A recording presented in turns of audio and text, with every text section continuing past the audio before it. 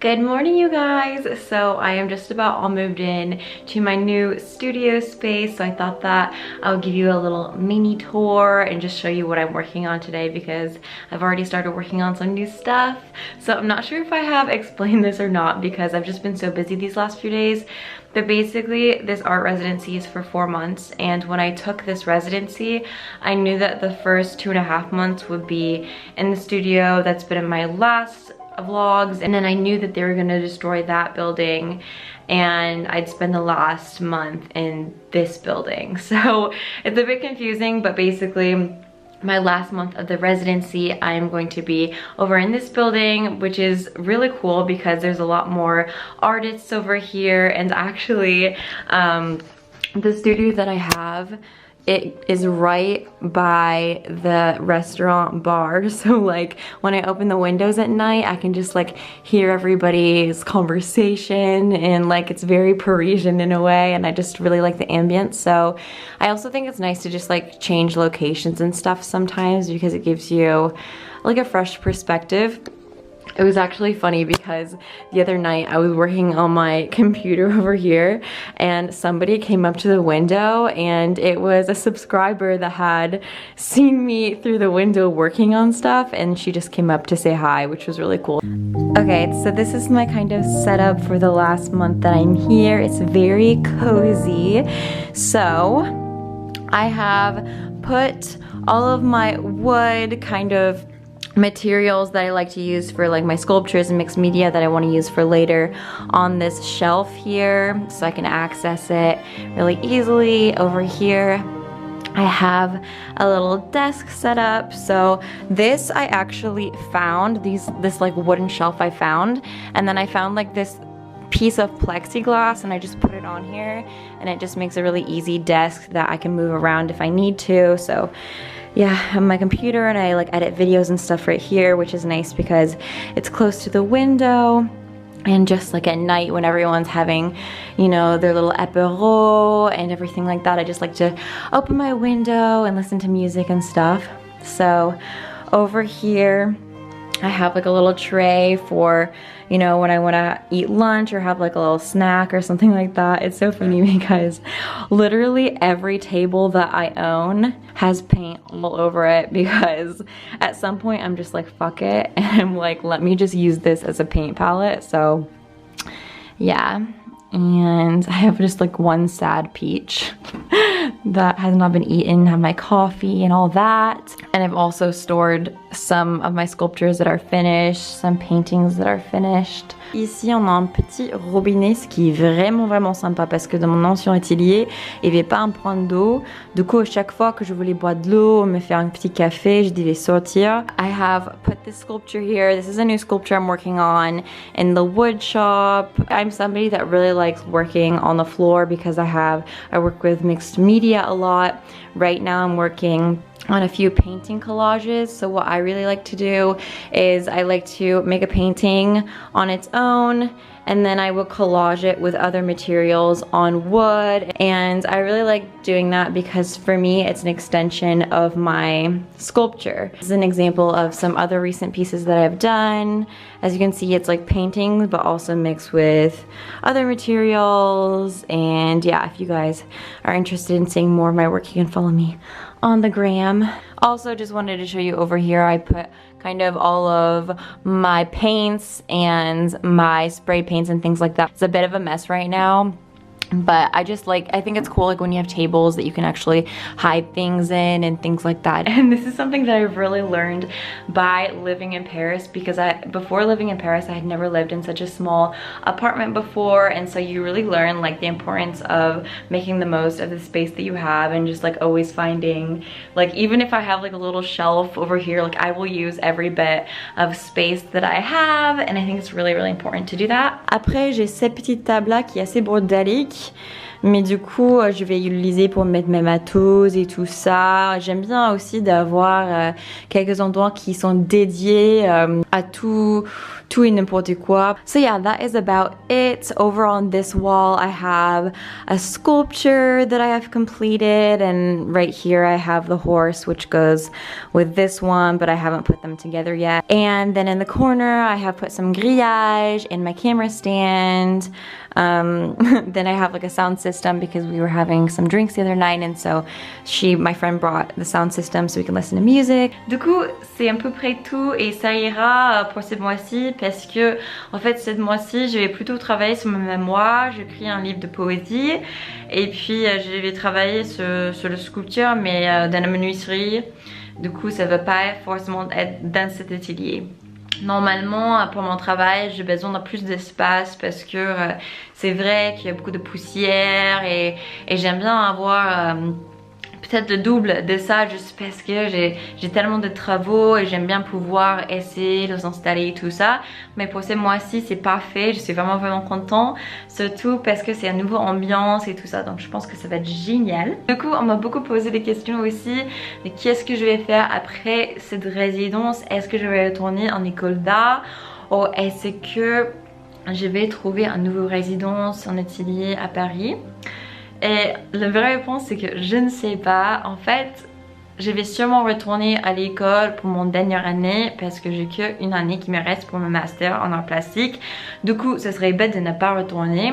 Mais est-ce que je vais retourner physiquement ou pas? Je ne sais pas. Parce qu'en fait, je peux suivre le cours et aller quelques fois par semaine sans travailler à l'école. Par exemple, je peux trouver un atelier à Paris et puis aller à mon école pour le cours de cinéma, pour le cours de peinture, etc. Mais je ne sais pas encore. So we will just have to see what happens with that. But yeah, now I'm going to work on my painting collages for a bit.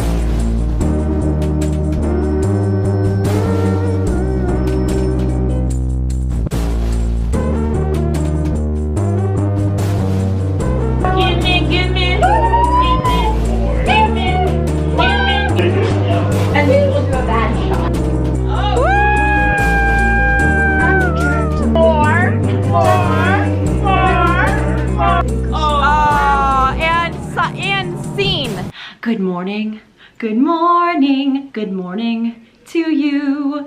Well, hello friends. So today I'm like in a super good mood because we have a big change of program. So in the beginning of the month, I had applied to this art residency. I got an email from the CNC, which is the Centre National de Cinéma, and they told me about this documentary film residency, which was going to be for 1 week. And I read about it and it sounded really interesting. It's the first ever of its kind, and in order to participate you just like send in your project that you're working on and just kind of why you want to participate in the project. And I got a call today that they have selected my project, so they are inviting me to go to Avignon in the south of France, and I'm so excited because literally this summer, because of COVID and everything, I didn't think that I was going to be able to go anywhere. I've never been to that region of France, and also like I'm gonna be with 5 other filmmakers who have way different projects than me, and it's just gonna be really cool to learn about documentary filmmaking. So the idea is to come for this week of workshops, and then they're going to invite us back in October for this festival called Frames Pro, and we are actually going to be pitching our documentary projects to producers like Arte, TF1, and you know, maybe get some soutien, some support. Je suis à peu près sûre que je suis le seul étranger qui va faire partie de cette résidence et justement c'est pour cette raison aussi que je voulais participer parce que I am somebody that really likes challenges and I think like I have seen the most growth in myself when I have pushed myself outside of my comfort zone and just, you know, giving a pitch, a very professional pitch in French in front of these TV producers. I think it's gonna be a really big learning experience for me. So I'm just excited to have this experience basically. So tomorrow we are going to Avignon, and I say we because of course I'm going to be taking you guys along with me. I'm going to be filming while I'm there, I'm going to be vlogging, I'm going to try and share my experience, everything that I've learned, as well as trying to film the city a little bit. But before we go, j'ai envie de dire un grand merci à des sponsors d'aujourd'hui, Lingoda. Donc comme vous savez, j'adore travailler avec eux parce que je trouve que leur manière d'enseigner les langues c'est vraiment très efficace. Avec plus de 1000 cours en ligne, ils offrent le cours de langue, mais autour de sujets très divers. Par exemple, l'art, les philosophies, le cinéma. Comme ça, vous apprenez comment être à l'aise dans la conversation qui tourne autour de ces sujets, plutôt de vous arrêter à comment commander un café crème, quoi.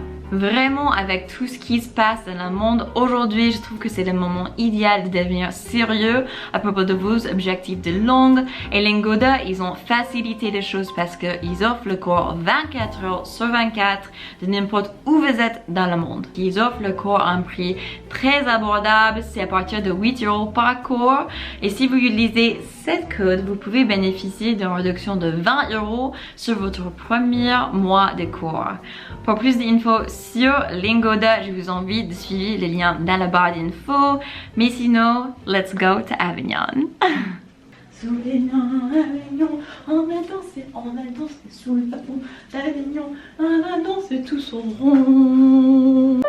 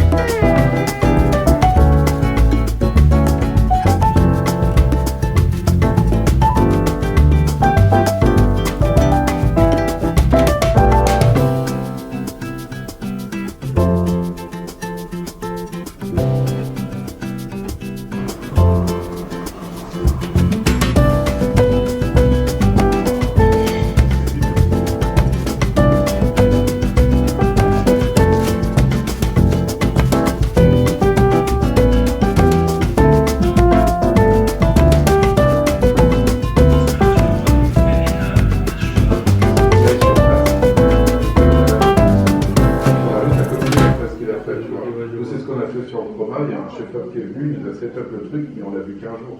Et donc en fait, moi je travaille si je suis payé.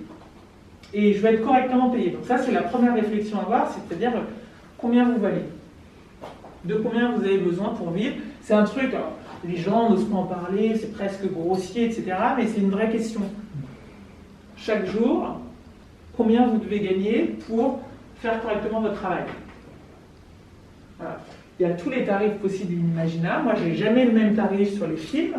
Ça dépend de la production avec qui je travaille, du projet avec qui, de la production qui est derrière, de la chaîne pour laquelle je travaille, et surtout du sujet.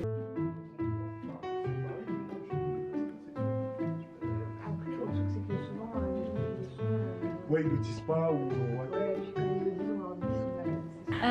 Je suis journaliste et je suis là pour bosser sur un projet de documentaire qui sera dans mes thématiques de prédilection, à savoir féminisme, en particulier droits sexuels et reproductifs.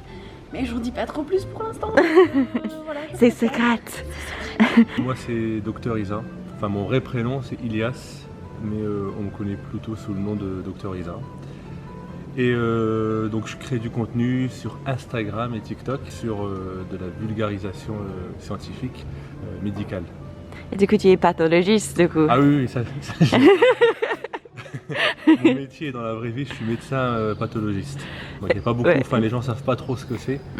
Et donc c'est quoi médecin pathologiste? C'est de faire les diagnostics sous le microscope. Ça a commencé un peu par hasard. Il y a quelques mois, c'était vers le mois de janvier, février. J'avais posté une première vidéo sur mon compte Instagram, compte perso, où j'avais montré un cœur. Et j'avais dit, ah vous voyez là c'est le cœur, cette partie là elle est abîmée, fibreuse, faites du sport, ne fumez pas, pour éviter d'en arriver là. Et la vidéo elle avait buzzé, et c'est là où je me suis rendu compte que ça intéressait pas mal de monde, quoi, parce qu'ils me posaient plein de questions, et après je me suis lancé petit à petit. La vidéo qui a fait le plus parler, le poumon. J'ai pris un poumon humain bien sûr, un vrai poumon. Ouais. Je l'ai coupé en deux dans la vidéo, et à l'intérieur on est tombé sur une grosse tumeur, et après là je me suis retourné vers la caméra et j'ai dit arrêtez de fumer. C'était Docteur Isa avec vous, à très bientôt. Je m'appelle Flo et je suis venue présenter un projet de documentaire à la résidence. Donc en fait on vient avec un projet et eux ils nous aident, ils nous relisent, ils nous posent des questions et tout ça, et du coup on réécrit un petit peu. Donc c'est un documentaire sur une artiste qui s'appelle Devi. Et en fait on est dans la maison de Devi et on se rend compte que dans cette maison il y a des œuvres d'art qui appartiennent à sa mère et à sa grand-mère. Et en fait que ça fait 3 générations que ces femmes font de l'art. Et donc du coup après il y a une histoire un peu triste avec la famille, il s'est passé quelque chose de vraiment très triste dans cette famille. Donc voilà, c'est le thème du documentaire.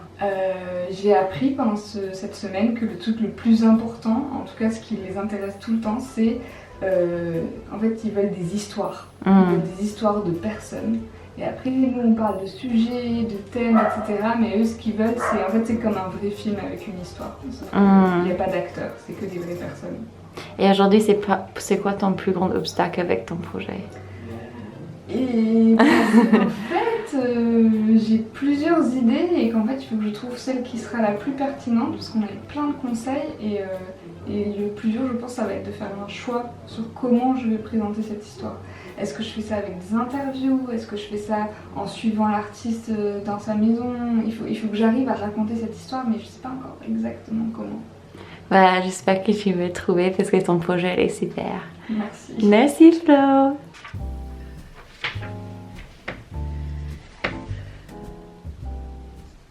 Okay, now me.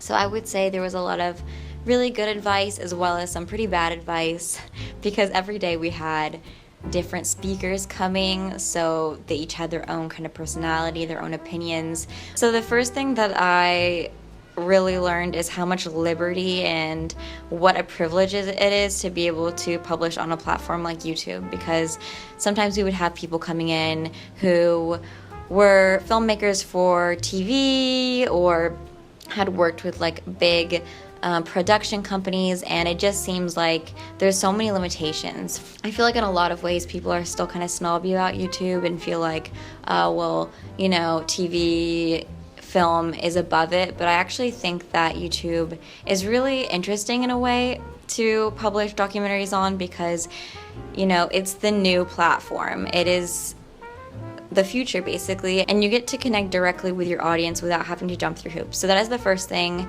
Another thing that I learned and that I took away from this was that documentary filmmaking, you know, doesn't have to be all true. And what I mean by that is just because it's a documentary doesn't mean that you can't take creative liberties. So before, what I always thought about documentaries is that it has to be like very real life, but you can inject fantasy into documentaries and still tell a true story, but like in a very creative way. Most of the speakers were really cool, but like I said, like they all had their different view of things and what we should do with our project. And there was this one guy, as we had to give our pitches, and I was like telling them about how I wanted to kind of shine a light on young artists and show their work and things, and he was like, well, I think that it's not going to interest people unless like the people that you're showing are like young art stars. And I was like, that's not what I'm trying to show. I'm trying to show people that like are just coming up and doing stuff. I mean, I feel like it's with anything. It's like obviously take into consideration what they have to say, but once you realize that you don't see eye to eye, it's really important to be able to detach yourself, because otherwise you can be too influenced by what people have to say. And that was a little bit like annoying, but at the same time, what it made me realize that I loved about YouTube is that YouTube, people want to see real people. They don't want to just see stars. Avignon seems like a really cool city. I didn't get to see as much as I would like to because our days were really charged. We had like breakfast, lunch, and dinner together, but I still got the vibe of it. I got to see La Pont d'Avignon. Avignon is in Provence, and it's known to be like a really big theater city, and every year they have like this really big theater festival, so I really want to come back one day. So yeah, I hope that you guys enjoyed this video. Don't hesitate to subscribe if you want to see some more videos from me, and I'm wishing you a beautiful week. I love you and see you soon. Bye!